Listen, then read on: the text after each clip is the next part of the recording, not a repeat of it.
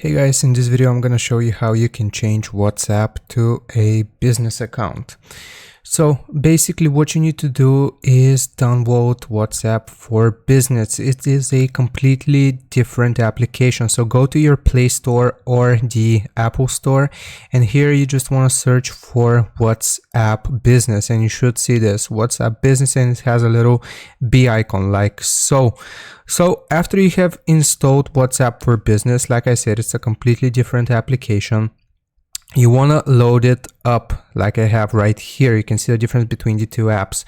So click on it, and then once you have opened up WhatsApp for Business, it is automatically going to detect your phone number, and it will ask you to transfer all of your chat history, media to WhatsApp Business. So we can just click on use this phone number, and then we can click on settings. We have to enable the permission, so just give me a second right here.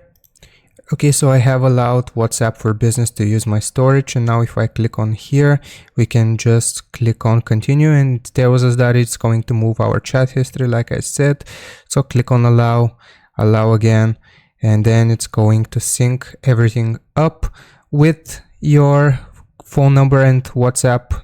So I'm just going to confirm my account right here. So give it some time.